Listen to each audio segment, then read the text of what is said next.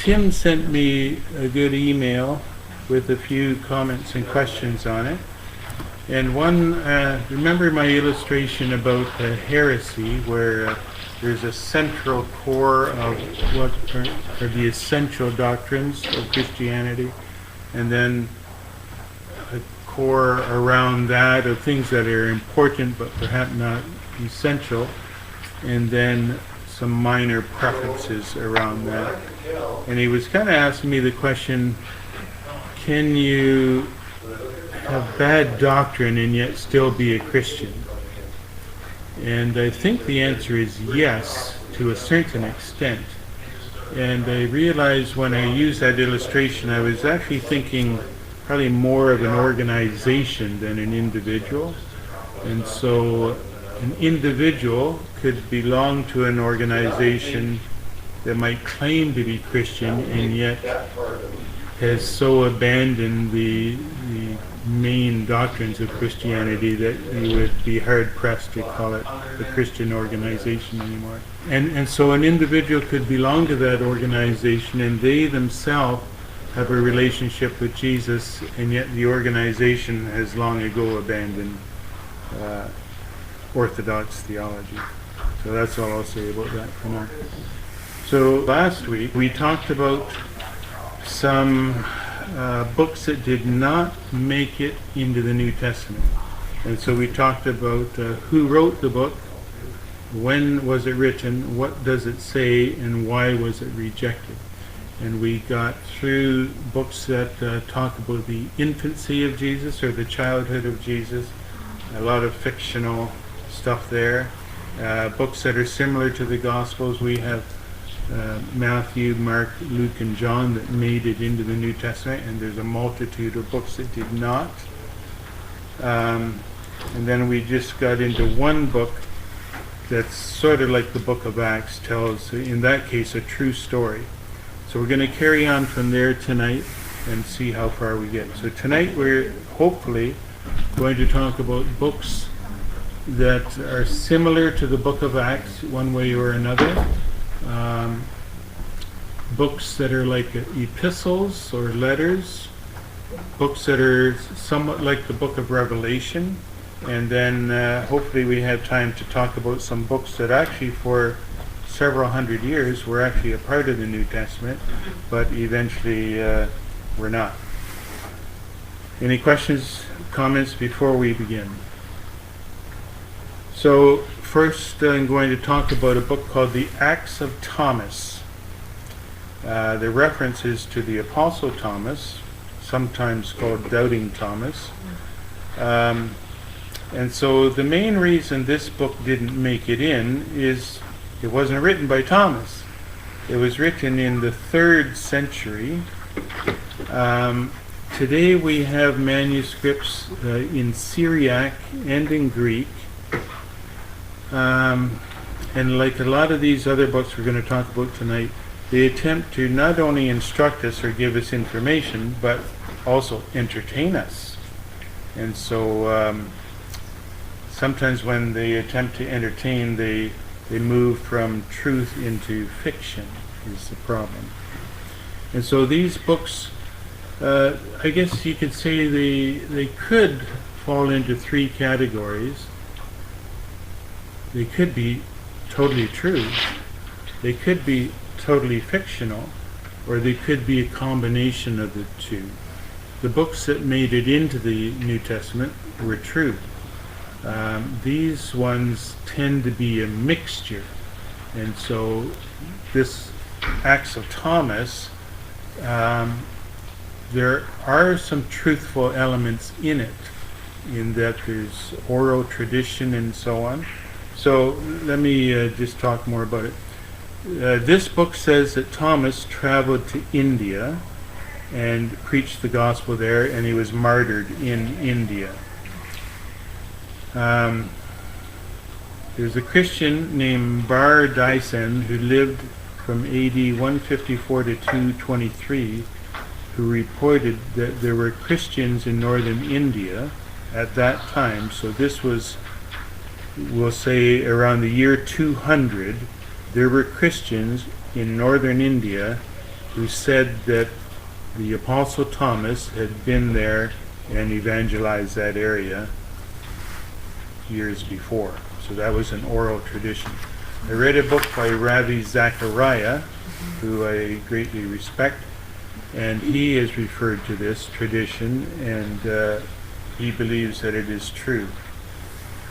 It is a historical fact that in AD 226 there were enough Christians to have bishops. So these are church officials who are overseeing an area. They had bishops in Iran, Pakistan, Afghanistan, and northwest India, which means in AD 226 there were enough Christians in those areas that they needed some oversight. Today there's a denomination in India called the Church of Thomas, and they say they go all the way back. The Apostle Thomas went to India, and as a result their organization exists. And they say Thomas evangelized not only northwest India, but also along the southwest and southeast coasts of India. I saw a map of this, and so he just went around the coast of India, not into the center of India. And I actually have a documentary I've recorded it, and I haven't watched it yet, that talks about this, so I'm looking forward to seeing that. Archaeologists have discovered the remains in India of Roman trading posts and Roman coins from the 1st century. So we know that Romans were in India in the 1st century. And so to get there, you probably would have sailed a ship. The tradition in these Indian churches say that because of the Apostle Thomas's preaching, about 17,000 Indians were converted. When I say Indians, I'm talking about people in India, not North American Indians. And they also mention that these converts were from all 4 Hindu castes. And Al, you mentioned that the lowest caste, the untouchables, the Dalits they call them, were not even considered to be human beings. And so it's significant that even those Dalits were converted. Peggy and I support a foster child in India who's a Dalit, a non-entity basically. And so Thomas is reputed to have set in place elders and teachers in the various Indian churches. Unfortunately, this particular book, you can go online, and John said, and I love a student like this, he went and looked up a bunch of the stuff I talked about last week, checked it online, and you can read the Acts of Thomas online if you want. The unfortunate part, although it does record some truthful elements, last week we talked about various heresies that existed in the early church, and this Acts of Thomas has some of those. It has Gnosticism and Docetic teaching, which are 2 common heresies at that time. So there's the blend of truth and untruth, and so this book tells apparently some truthful oral tradition, but it mixes in some heresy along with it. Next is a book called The Acts, and I'd never heard of this one. John, you can check this one out. It's like a romance novel. It's referred to as a religious romance novel. The Acts of Paul and Thecla. Thecla is spelled Thecla. She's a woman. And apparently she was in love with the Apostle Paul and followed him around, and it's very exciting and very romantic, all the things that happen. So as I say, it's referred to as a religious romance novel. Romance novels are very popular today. If you, Steve, there's what you should get into, religious romance novels. And then you will become a best-selling author. You just got to work it up. So this book is mentioned by Tertullian, who we mentioned, an early church father, in AD 190. He mentions this book. is very popular because it's mentioned by quite a few early Christian writers, including Jerome, the guy who translated the Latin Vulgate. He mentions it as well. It was translated into a whole lot of languages, and quite a few manuscripts have survived to this day. And so that's an indication. If there's a lot of manuscripts that still survive, and they're in a lot of different languages, that was a widespread book. And what was that one? That's the Acts of Paul and Thecla. Okay. That, Now- Robert, is where the tradition of what Paul looked like comes from that book. Yes, we're going to talk about that. So one of the key points in the book is Thecla wants to be able to preach and baptize new converts. It appears the church at that time frowned on that, and eventually she baptizes herself. And so that's a bold And a move. woman that A woman baptized somebody herself. Whoa. Now, in the Syrian translation of this book, it includes a physical description of the Apostle Paul. And so I talked about the National Enquirer. I want to know. And so people want to know, what did Paul look like? Perhaps this is true. Perhaps it is fiction. But I'll read it to you. This is from the Acts of Paul and Thecla. Paul was a man of middling size. His hair was scanty, Steve, and his legs were a little crooked, and his knees were projecting, and he had large eyes, and his eyebrows met in the middle. And what is that called? That's a unibrow. Never did. He had a unibrow, and his nose was somewhat long. He doesn't sound like a particularly handsome man, but that's what it says he looked like. So the book is full of dramatic, exciting action, danger. There's multiple miraculous, narrow escapes from death. It's also full of chaste, romantic love. And so it's got something for the men, all the exciting danger and narrow escapes from death. It's got something for the women, romantic love. It's the perfect blend. So it's a little fuzzy to me reading it as to is there any truth element to this at all, or is it entirely fiction? But interestingly, in the Roman Catholic Church, there is a Saint Thecla that you can pray to. It's interesting. You can read the English translation on the internet. The next book we'll mention is the Homilies of Clement and the Recognitions of Clement. It's two different books, but they overlap and intertwine. It's a huge work. The Clementine Homilies is 20 books long, and so it's a series of books.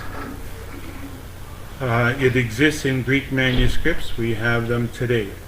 And it was written in about the 3rd century. So it wasn't written by the church father Clement. This is a different Clement. The other version is called the Clementine Recognitions, and that dates, it was written in the 4th century. The original Greek of that has been lost, but we have it in Latin. Some scholars think the books might have been written as early as the 2nd or 3rd century, but we have manuscripts after that time. So those books, again, very popular. They're translated into Syriac, Arabic, Armenian, Slavonic. They're mentioned by a number of the early church fathers. In the story, he travels for a while, and this Clement guy, and he witnesses adventures with the Apostle Peter. And a key story is Peter and a guy named Simon Magus. He's a magician who's mentioned actually in the book of Acts. Acts 8, 9 to 24, almost a whole chapter talks about this Simon guy. They have a confrontation and they are doing magic tricks basically and miracles back and forth. Who's going to perform the greatest miracles, basically, and Peter wins the battle.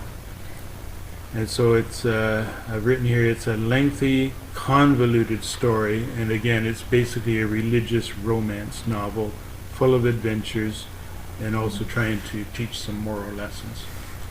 Next, we'll talk about the Acts of Philip. So again, anyone who's mentioned in the Bible, their name is up for grabs as far as being applied to a book.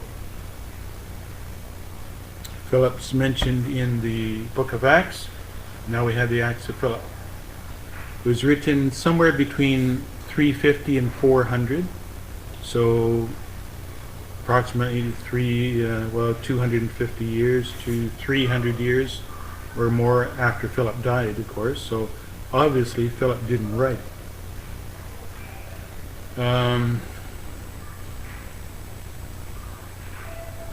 I've got a sentence here that doesn't make any sense, so I missed out some words.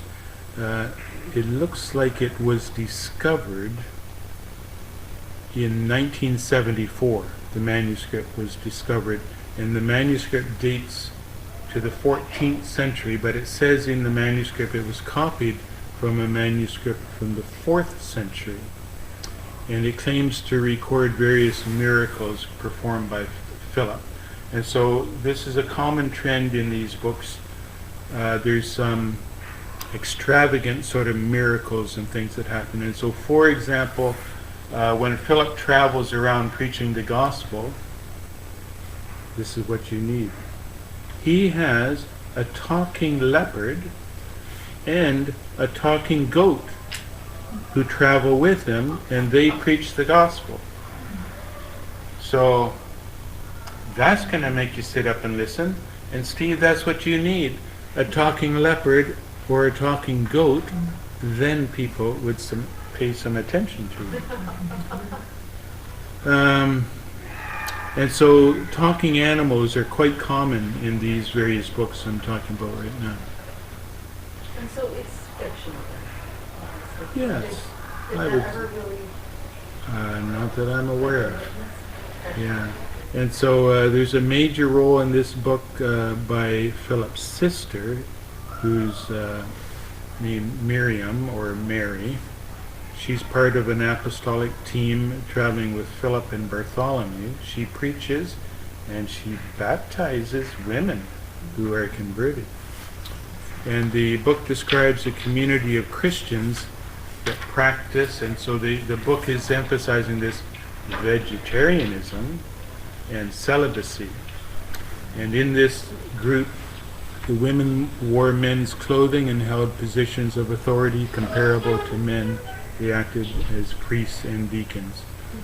For communion now, they use vegetables and water, no bread and wine, because they're emphasizing vegetarianism. The Acts of the Martyrs. It's similar to Fox's Book of Martyrs, which I've mentioned before, and it records the torture and martyrdom of numerous early Christians. And again, the problem is how much is fact and how much is fiction in this. Some of the events might have started as fact, but they've been embellished to make them more interesting and more exciting and more romantic, perhaps.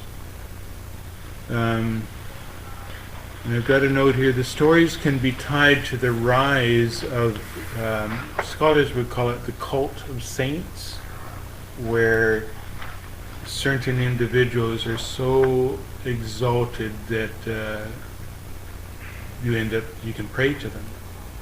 And so there's denominations that adhere to this theory that a human can be so holy that you can pray to that person, and then they will deliver the message on to someone else because you're not worthy of talking directly to God yourself.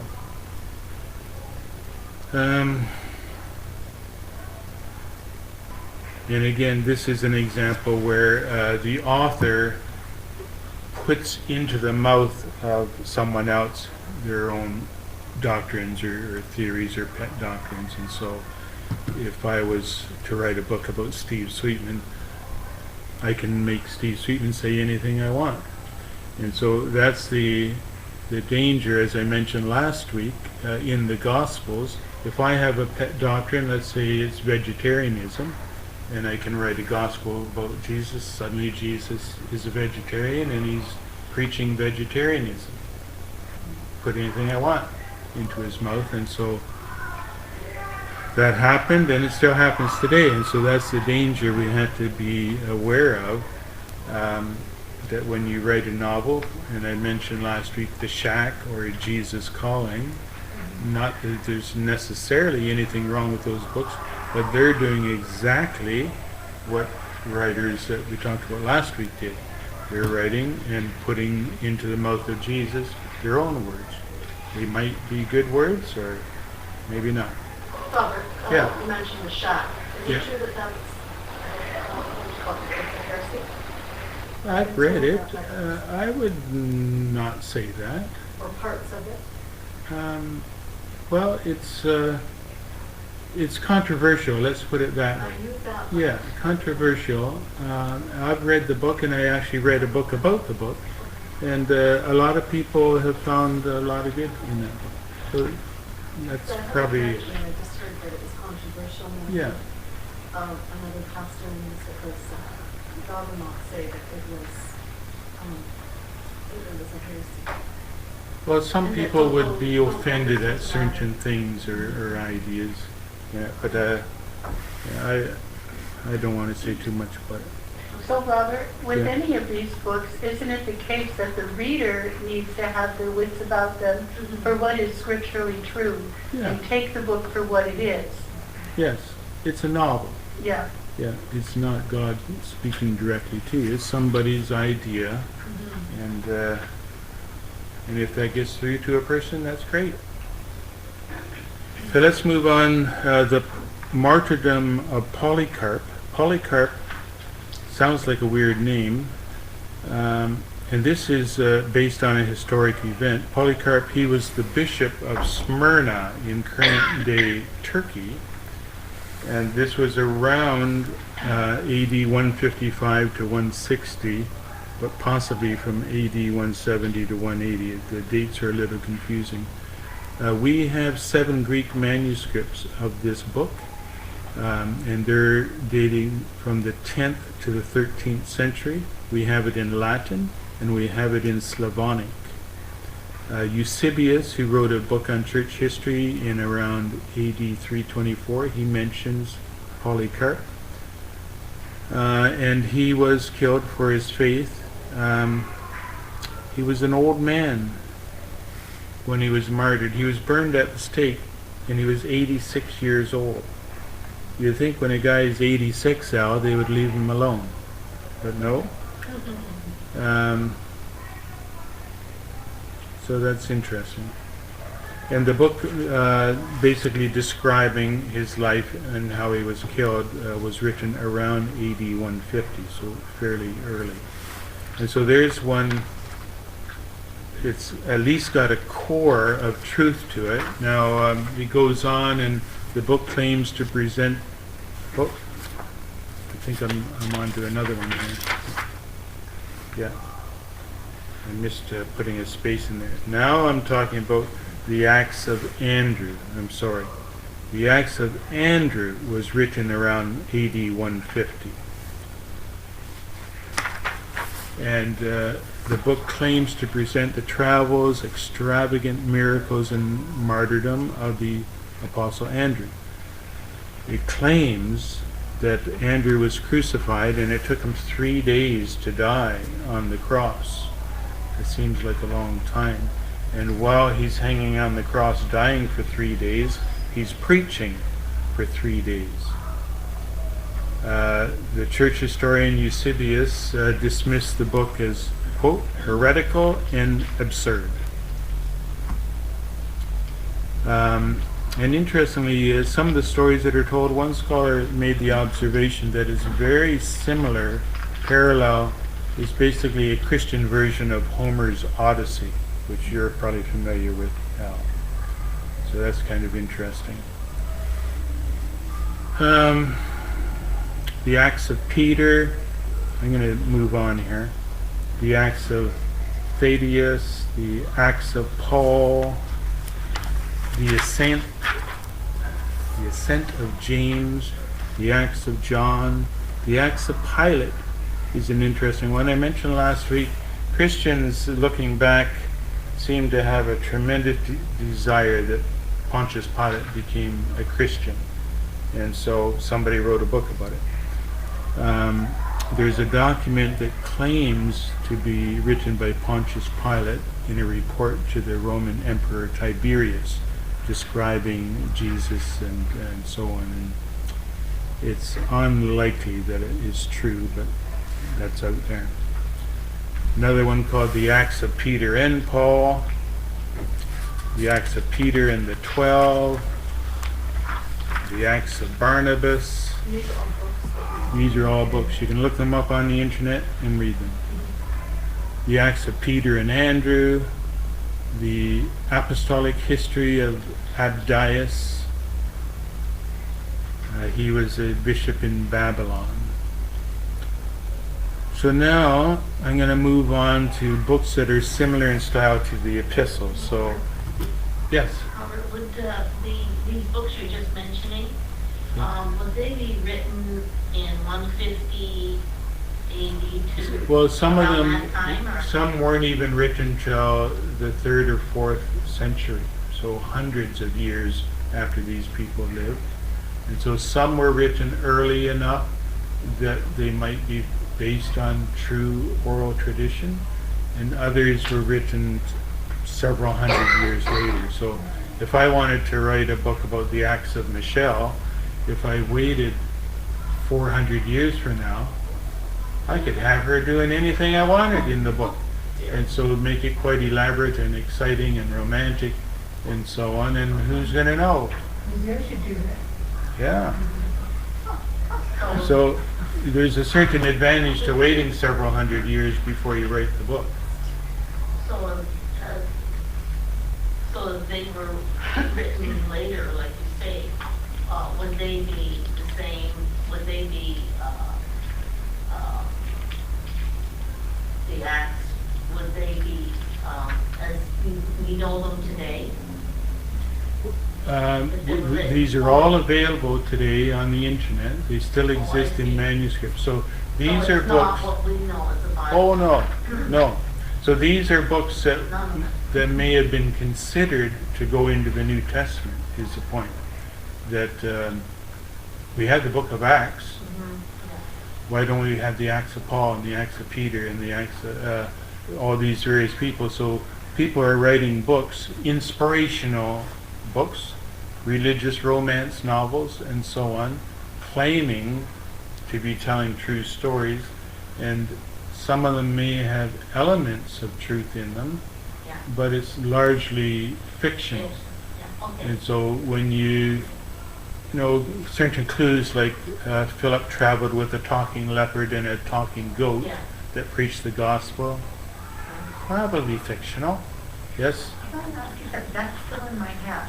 The goat and the leopard. Yes. Is that in an example of the lion and the lamb, perhaps? But Well, what is perhaps. that meaning? Is that Yeah. one is fierce, one is steadfast on a cliff goat, and Yeah.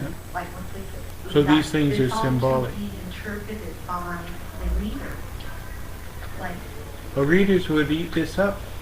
Well, it's kind of like the Chronicles of Narnia. We have talking Yeah. animals there, and so it excites the imagination to think, wow, wouldn't that be exciting if when I preached I had a talking leopard here and a talking goat here to also preach with me. People would really listen to me then. And so people love that sort of stuff. And so these books were very popular back then. a lion would be like in Africa, but in India, wouldn't be a leopard be the Well, a the leopard is equivalent African. Yeah, and, like yeah. the forceful, power Yeah. ego. where the other one would be, so it would be practicality and Humble. Yeah. So perhaps some symbolism there, but it's like people put in whatever they had to make their book interesting and exciting, and it didn't really matter whether it was true or not. It was interesting and exciting. So now we're going to move to some books written in the style of, say, the Epistle to the Romans and Galatians and that sort of thing, claiming the books that made it into the New Testament were written by people like Paul and Peter and James and John and so on. And so in order to get some sense of authority, most of these books grab a name like that. We don't have the Epistle of Andrew yet, or the Epistle of Matthew, etc. And so they will grab some sort of name. So just quickly about the ones you just listed, were ones that were considered but did not make it into the New Testament. Is that correct? In some ways, some of these books, because they were popular, they could have been considered to make it into the New Testament. And so Christians and church leaders would have to think, okay, who actually wrote this book? If it claims it was written by Thomas, and yet it was written 300 years after Thomas died, probably wasn't written by Thomas. And if it's preaching or teaching heresy, it's probably not written by Thomas. And so those are the questions. Who wrote it? When was it written? And what does it teach? Yeah. And so a lot of these books, some actually teach some pretty good things, yet they're lying about who wrote it. And so it's automatically kicked out. Some are eliminated because it claims it was written by Peter, but it was written 400 years after Peter died. So it's lying there, that sort of thing. Or it claims to be written by one of the apostles, and yet it's teaching weird doctrine.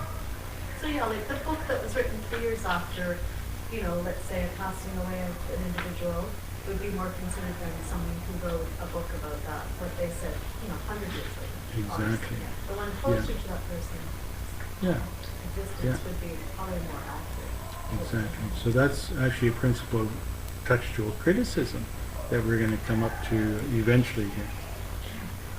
So now we're on to epistles or letters, and so we face the same thing. Who actually wrote it versus who claims to have written it? What is it teaching, and when was it written? So there is a famous one called the Letter of Lentulus, and the first time we hear about it is in the year 1460. And it claims to have been written by Publius Lentulus, a Roman official in Judea at the time of Tiberius Caesar, and it's addressed to the Roman Senate. It's universally considered to be pseudepigraphical, meaning the guy who claims to have written it did not write it. And it addresses the National Enquirer phrase, "We want to know." And so it gives us some information we want to know. What did Jesus look like? We want to know. Well, here it is. This is a quote from the letter of Lentulus. Lentulus, the governor of the Jerusalemites, to the Roman Senate and people, greetings. There has appeared in our times, and there still lives, a man of great power, or it could be translated virtue, called Jesus Christ. The people call him prophet of truth. His disciples call him Son of God. He raises the dead and heals infirmities. He is a man of medium size, and it's got the Latin here, or what that was. He has a venerable aspect, and his beholders can both fear and love him. His hair is of the color of the ripe hazelnut, straight down to the ears, but below the ears wavy and curled, with a bluish and bright reflection flowing over his shoulders. It is parted in two on the top of the head, after the pattern of the Nazarenes. His brow is smooth and very cheerful, with a face without wrinkle or spot, embellished by a slightly reddish complexion. His nose and mouth are faultless. His beard is abundant, of the color of his hair, not long, but divided at the chin. His aspect is simple and mature. His eyes are changeable and bright. He is terrible in his reprimands, sweet and amiable in his admonitions, cheerful without loss of gravity. He was never known to laugh, but often to weep. His stature is straight, his hands and arms beautiful to behold. His conversation is grave, infrequent, and modest. He is the most beautiful among the children of men. So that's what Lentulus wrote to the Roman Senate. It claims. So that answers the question. What did Jesus look like? We want to know. The only problem is the first time this appears is in the year 1460. So it's unlikely that this is a description of what Jesus looked like, but it makes good reading. Robert? Yes. Isn't there also a scripture that talks about he was nothing to behold? Isaiah 53. So it's contradictory to scripture. Yeah, it is. Well, the scripture that made it in. How about we have in the New Testament the first epistle to the Corinthians, the second epistle to the Corinthians. Here's the third epistle, written in somewhere between AD 160 and 170, claims to be written by the Apostle Paul 100 years after he died. And it takes as its leap-off point in 1 Corinthians 5, verse 9, and in 1 Corinthians 7, verse 1, it mentions a letter that Paul wrote to the Corinthians that we do not have. And so this is a perfect opportunity. There's a letter mentioned. We don't have it. I'm going to write it. And the earliest manuscript we have dates to the 3rd century. It is very popular. We have it in Greek, Coptic, Latin, and Armenian manuscripts. And there's an epistle out there. We don't have, it doesn't exist in reality, but there's an apocryphal epistle of the Corinthians to Paul. And so this is claiming to be a response from Paul to the Corinthians. And it attempts to clear up some misunderstandings from 1st and 2nd Corinthians. And it does attack the errors of Gnosticism. But the very fact that it was written 100 years after Paul died tells you it wasn't written by Paul. Here's one called Ptolemy's Letter to Flora. And the Ptolemy in question, that the first letters here are P and T, so it's kind of a silent Ptolemy. He's a Gnostic teacher who claims to have studied under the famous Gnostic teacher Valentinius, who I mentioned last week. This letter, or this book, you can go online and read it. It was discovered in 1945. Last week I mentioned in a city called Nag Hammadi in Egypt in 1945, they found this big clay pot that had 52 books in it. And this is one of those books. And so we didn't have this until 1945. It's full of Gnostic teaching, which was a heresy, very common back then, and it still sort of survives today. One of the key ideas in the book and in Gnosticism, the creator God of the Old Testament is inferior to the God of the New Testament. They're not even the same person. They're two different gods.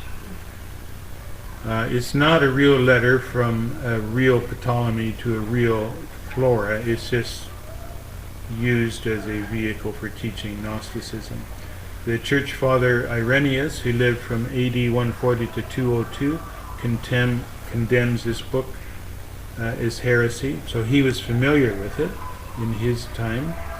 A guy named Epiphanius of Salmis, in his book, he wrote a book called Against Heresies in AD 374, and he says this book is heresy. So he's advising Christians to avoid it. In the New Testament, in Colossians 4:16, Paul says, "When this letter has been read to you, see that it is also read before the church in Laodicea, and that you yourselves read the letter that will be forwarded from there." Now, a lot of modern scholars think the letter to Laodicea is the letter that we call Ephesians. And so, but the fact it's mentioned, there's a perfect opportunity.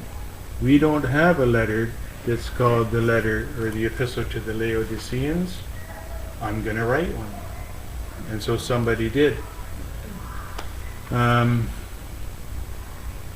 The earliest manuscript we have is from AD 546, but it is mentioned by a number of Christian writers as early as the 4th century.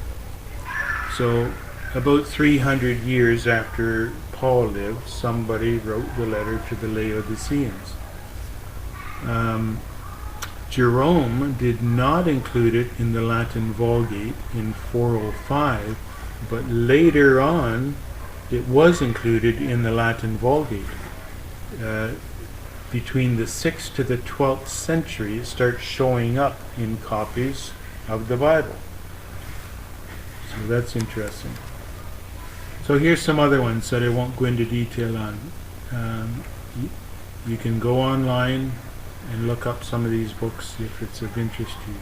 The Epistle of the Apostles, the Treatise on the Resurrection. It's also known as the letter to Reginos.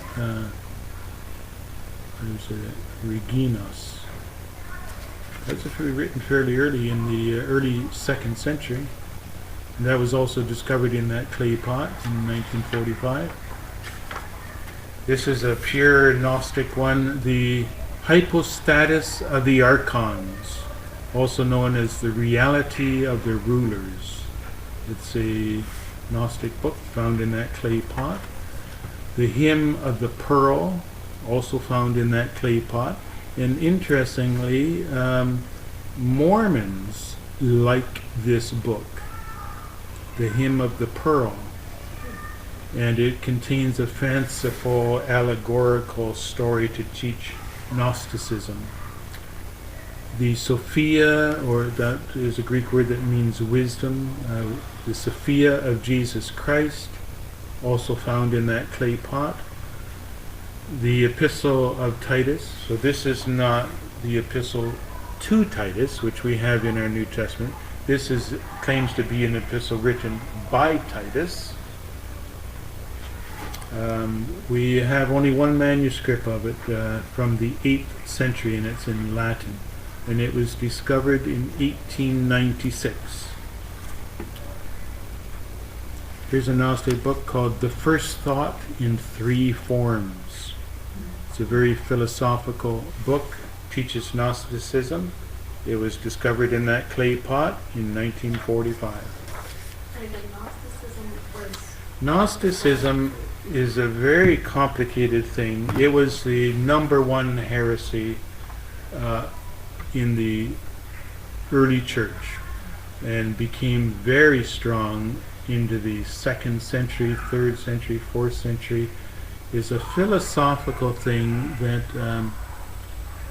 your problem, Michelle, is not sin, it's ignorance, lack of knowledge. And so salvation, you don't need a savior, you need knowledge. Oh, that's a And what you need is secret knowledge, that only the elite will get this secret knowledge. And so we're better than everyone else. We have this secret knowledge. And so it's like a secret organization that only the elect and the elite are part of, and they have this secret wisdom and knowledge that no one else has. And they emphasize the spiritual is more important than the physical, and that's why that old God in the Old Testament is no good. He created the world. What good is he? Because the world is evil. It's material. We want the spiritual God of the New Testament, not the material God of the Old Testament. So that's some of the stuff we taught. Now we're going to talk about some books that are in the style of the book of Revelation. I get various emails with information. I got one today talking about this very subject. Why in the midst of a multitude of apocalyptic literature did the book of Revelation make it through and end up in the New Testament and all these others didn't? And it goes into that. And it mentioned one I actually hadn't heard of called The Ascent of Isaiah, which I didn't have time to incorporate in this. But there's an abundant pile of books that are along the line of the book of Revelation. And even today, if you say, I died on the operating table, and while I was dead for 20 minutes before they brought me back, I had a tour of heaven and a tour of hell. And I write a book about it. You're going to sell 1 million copies. Take notes, Steve.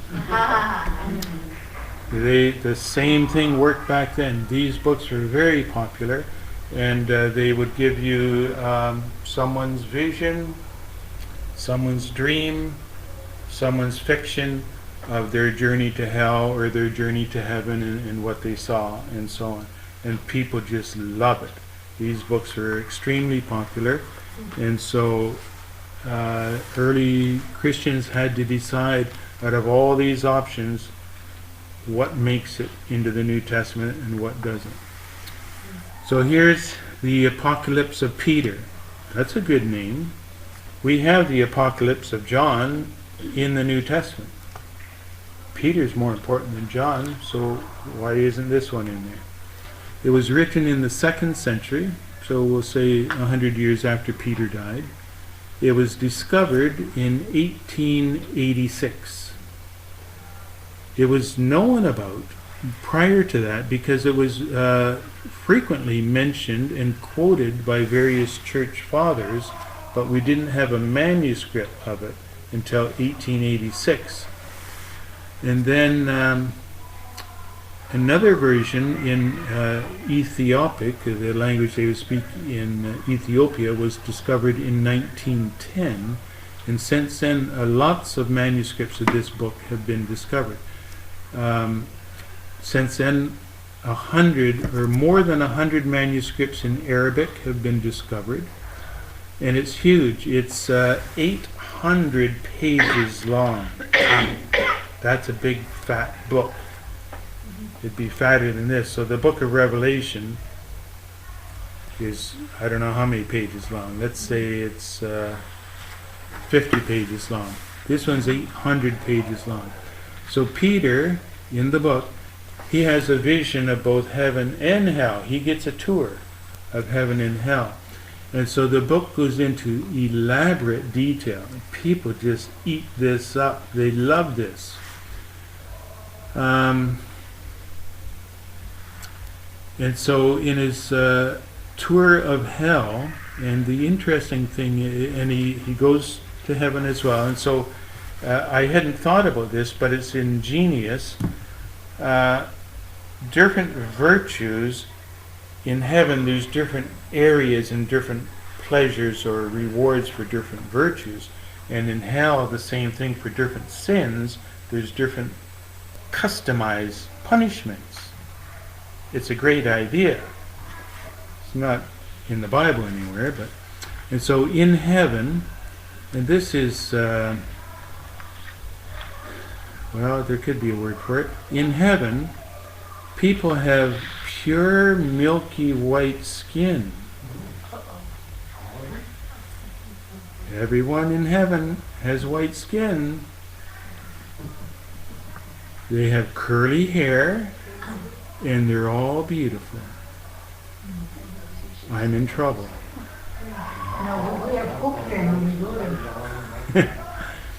The earth blooms with everlasting flowers and spices, and the people wear shiny clothes made out of light. Everybody is singing. Meanwhile, in hell, the principle of an eye for an eye applies, and so there's torturous punishment that corresponds to the type of sin. People who blaspheme are hanging by their tongue. Women who adorn themselves for the purpose of adultery are hung by their hair over a bubbling mire. The men who had adulterous relationships with those women are hung by their feet with their heads in the mire, next to the women they were involved with. Murderers are set in a pit of creeping things that torment them. Homosexuals and lesbians are forced by punishing angels to climb up a great cliff, and then they're thrown off the cliff to crash to the bottom of the cliff, and then they have to climb up the cliff again forever and get thrown off again. Women who have had abortions are set in a lake formed from the blood and gore from all the other punishments up to their necks. And they're also tormented by the spirits of their unborn children, who shoot a flash of fire into their eyes. These unborn children are delivered to a caretaking angel by whom they are educated and made to grow up. Those who lend money and charge excessive interest stand up to their knees in a lake of foul matter and blood. And the book teaches universalism in that after being sufficiently punished, the people in hell get to go to heaven. So it all pays, it's all worthwhile, I guess. So that's the Apocalypse of Peter. Very popular. And so books like this inspire, in the Middle Ages, you find paintings where painters took great delight in illustrating all the horrors of hell and punishment and different neighborhoods of people being punished and so on. Next, the Apocalypse of the Theotokos, which is a Greek word that means the God-bearer. Who's the God-bearer? How do you know? Mary. So it's sometimes called the Apocalypse of the Virgin or the Apocalypse of Mary, but the official title is the Apocalypse of the Theotokos. The earliest manuscript we have is from the 7th century, and then we have others from the 11th to the 17th century. And this exists in many manuscripts in many languages, so we know it was extremely popular. You can go online and read it. In the book, Mary is referred to as the All-Holy One. And Mary meets Michael the Archangel on the Mount of Olives, and he takes her on a tour of hell, which is divided into different regions with different types of punishments for different types of sinners. And it becomes almost a delightful sadistic book in that the writer seems to take great joy in describing all the tortures and torments of the people in hell. And so here's some of the neighborhoods. Now this is on the light punishment side of hell with the tour begins on the light side. And so you've got the area for the theological sinners who didn't believe in the Trinity or the Incarnation, or who didn't honor Mary sufficiently. You have the area for the social and sexual sinners who didn't honor their parents, or they charged interest on loans, or they gossiped, or they told lies, or, equal to all those, they were cannibals. You had the ecclesiastical sinners who, Steve, didn't attend church.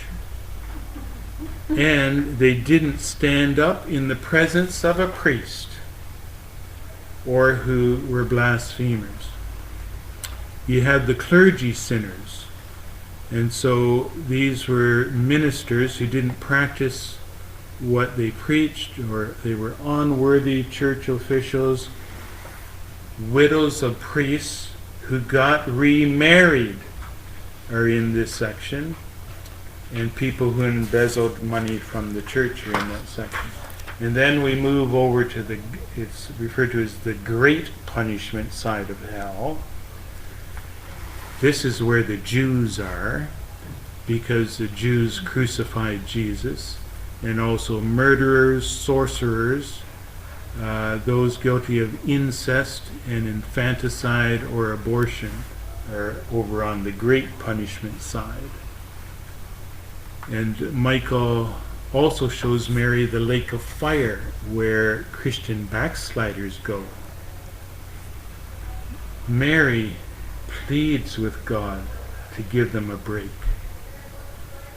And so finally God relents and agrees, because Mary convinced him, okay, for 50 days a year, everyone in hell is going to get a break. And this will be from the day of the resurrection to the day of Pentecost. All the sinners in hell get a break. And God says to Mary,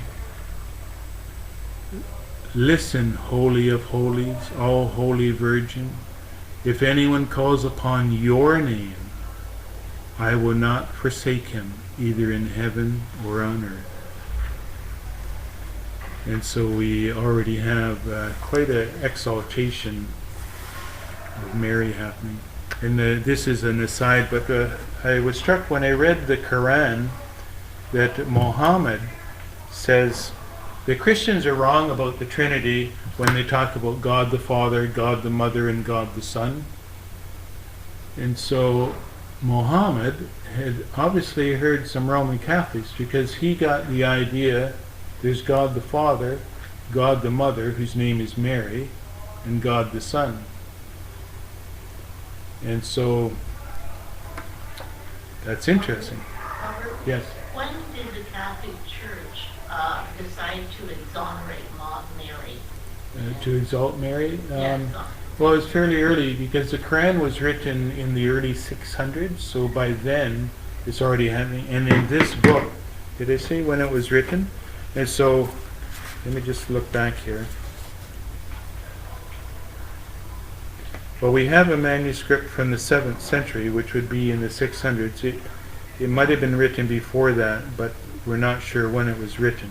And so by the 7th century, it says in that book, God, talking to Mary, calls her the Holy of Holies, all holy Virgin. If anyone calls upon Mary's name, God will not forsake them, either in heaven or on earth. And so by this time, she's basically a part of the Trinity. Do you know who in particular decided that? Well, I've been thinking a lot about that actually within the last week, and I think it goes back to polytheism, where the ancient Greeks and Romans and so on, they had male gods and they had female gods. And Mary basically took the place of the female goddesses, and she became a goddess, because if you look in the New Testament, the picture I get if Mary saw the way she's worshipped as a goddess, she would be aghast and horrified. You got it all wrong.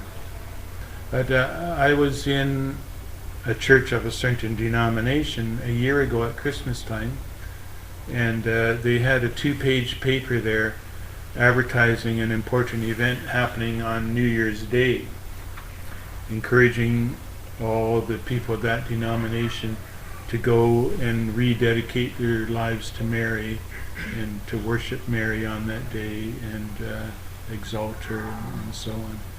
And so I think, boy, something got kind of weird here at some point. And so last week when I talked about this core of the essentials, and I said heresy comes when you add something to that or when you take something out. This, in my opinion, is a major adding something to that. And you start to think, boy, that is so... And so I had also mentioned I went to an Alpha course where I was hearing a lot of odd things, and so the leader of that course was a Roman Catholic person. And I mentioned to them, man, I'm hearing a lot of weird stuff in these small groups. And she said, well, the essence of the problem is you as a Protestant only have one source of authority, which is the Bible. But we have two sources of authority, the Bible plus church tradition, and they are equal. So it doesn't matter if it's in the Bible or not. If it's in our church tradition, then that's the gospel. And so over the centuries, and I'll have to do some research on this to give you a better answer to your question as to when this happened, but it happened fairly early. And so people who were polytheists were accustomed to worshiping not only male gods but female goddesses. Mary became a female goddess, basically. Would they have popes then? Well, fairly early, the papacy, as we know it, developed fairly early. The Bishop of Rome became the prominent bishop among all the bishops fairly early. But I was just reading the other day, what's referred to as the Immaculate Conception, which is a lot of Christians are mixed up about that. They think that refers to Jesus being conceived pure and holy, but no, that's referring to Mary. Mary was born perfectly sinless, according to the Roman Catholic Church, and that was declared in 1842 by a pope. That they decided, in order to make their theology work, Mary had to be perfect and sinless, and she was born that way, and that's called the Immaculate Conception. And when Peggy and I were in Israel, we went to the Church of the Immaculate Conception, and our tour guide was talking, I already knew it, but the rest of the tour were shocked when they realized, oh, Immaculate Conception. We thought it referred to Jesus. No, it refers to Mary. That's true, Yeah. They would all do it like that. Yeah, you just look it up on the internet. 1842 is when that was invented, and so that also ties in. Last week I referred to the perpetual virginity of Mary, and that ties in order for Mary to be pure and sinless throughout her life.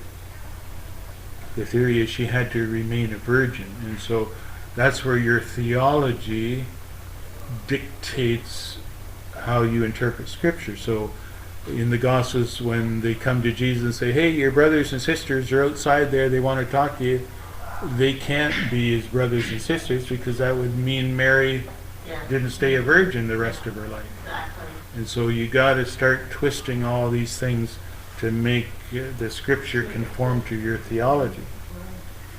Thank you. Yeah. So I'll just mention it. How are we doing for time anyway? I forgot to bring my clock. 12 after 8. Okay. I'll just read off the names of some of these others. So they're all going to be similar. They're, basically someone's imagination. We've got the first apocalypse of James, written in the 3rd century. It was discovered in that clay pot. Yes, Peggy? The word apocalypse, is that like the story of?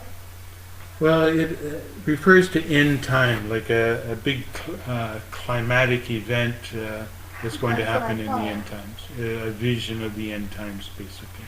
So how does that apply to the apocalypse of James or the apocalypse of Mary? I can't put it They're together. just using the name. So the We end have the time apocalypse Mary? of John in the Bible. The Revelation, the book of Revelation is in apocalypse. Yeah. That style of literature, extremely popular. As Steve was saying the other day, if he announced here, I'm going to teach a series on the book of Revelation, boom, this room would be full. Because people want to know.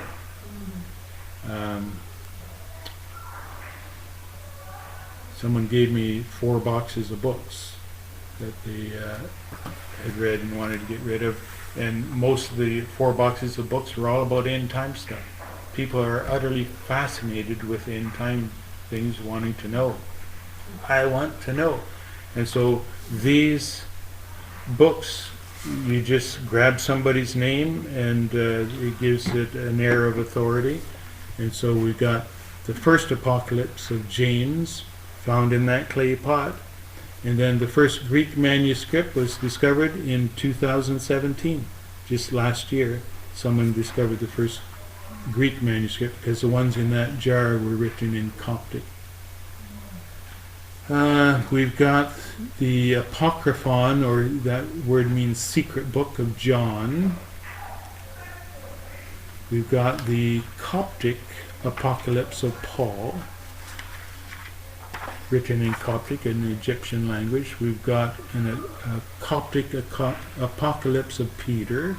This is a different one than the one I mentioned initially. We got the second Apocalypse of James.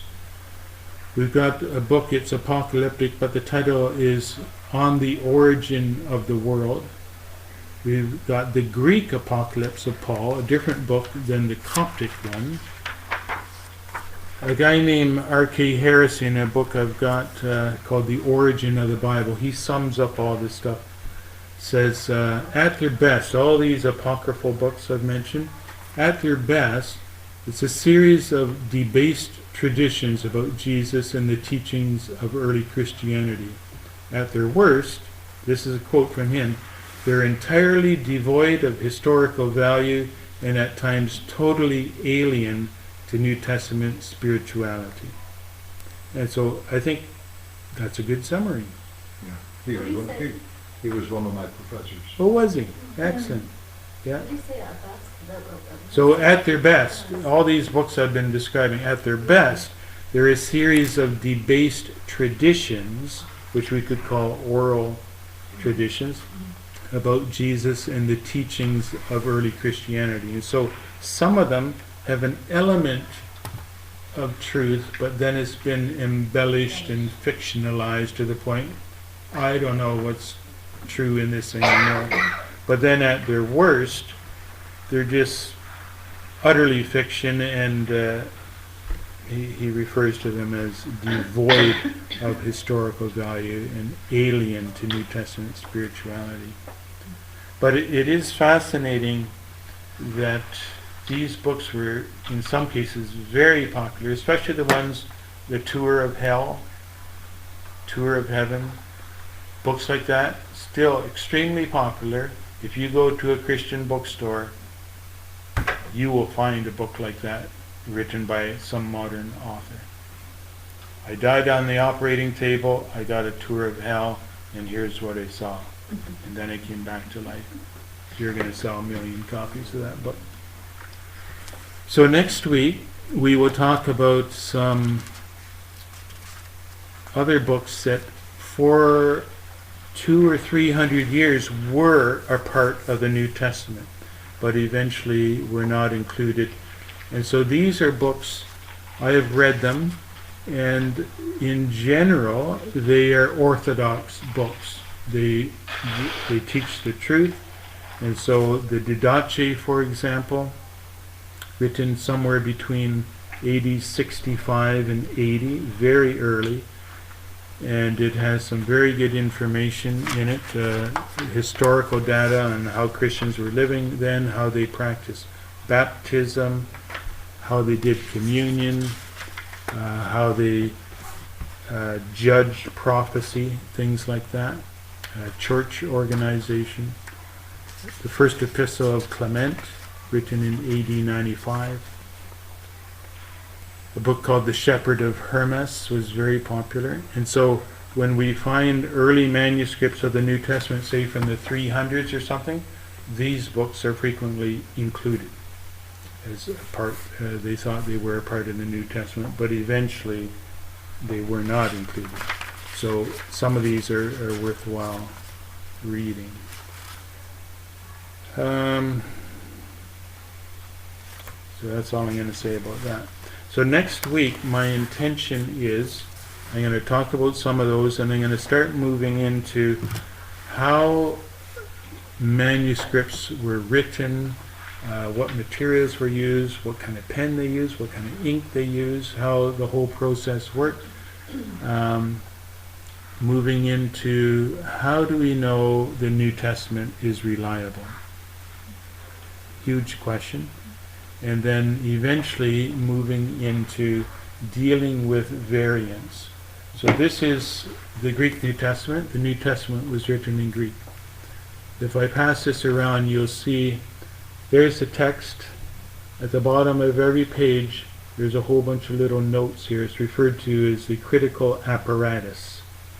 And this refers to all the variants. I've got a book, the companion volume to this, that talks about 2,000 variants in the New Testament. Variants are where we've got close to 6,000 manuscripts of the New Testament. No two agree totally with any other. And so I've been putting in a lot of hours getting ready for that session, but I'll read, say on one verse, there's 11 variations of this verse. And so we're going to talk about the principles of textual criticism. How do these Bible scholars decide, okay, I've got 11 versions of this verse. Which one did Paul write? And so there's various rules to help them determine, okay, which of the 11 is most likely. And so this particular book, it's a team of scholars led by a guy I have great respect for, Bruce Metzger. You know him? Or I know of him. Yeah. I have a friend who studied under him. Yeah, I think he's deceased now. Yeah. But He was at Princeton. so they evaluate, and the committee would vote on the variants. And so when they decide, okay, in our opinion, this is what Paul wrote, and so that's up here. And down here, they'll list, okay, these manuscripts say that, but these ones say this, and those ones say that. And so in the commentary that goes with this, which is bigger than this, they talk about all these variations, and then the committee votes on it, and they actually give it a grade. How confident are we that this is what Paul wrote, or Matthew wrote, or whatever? And they'll give it an A, B, C, or D. If it's A, we are absolutely certain this is the right one. B, not quite so certain. C, a little less certain. And D, they use the phrase, this is the least unsatisfactory solution. And they'll give it. And so in time, so interestingly, this is, I think, the 4th edition. The text in this is exactly the same as the text in the 3rd edition, but the notes in the bottom, there's 274 changes. And so the text stayed the same, but the reason for the text changed in 274 cases, which is kind of interesting.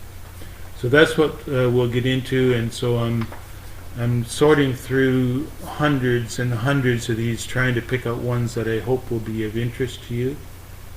Interestingly, the 2,000 that book discusses, there's only 3 of them which are what we would call substantial.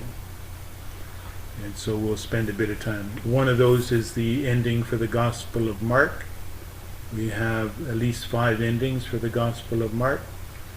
One is the ending for the Gospel, or not the Gospel, but the book of Romans. There's at least 6 endings, how Romans should have ended. Rather confusing. And the other one I've referred to elsewhere, the story of the woman caught in adultery, which is currently, we have it sometimes in the end of Roman or John 7 leading into John 8. But that's found in 5 different spots depending on which manuscript you're reading. Probably a true story, but it was not written by John. And that's a certainty on that one.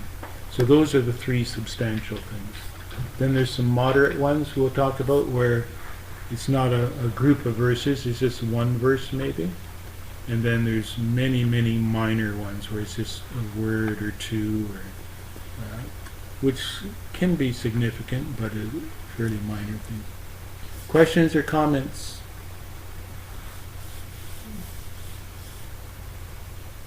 All right, I think we're done for now.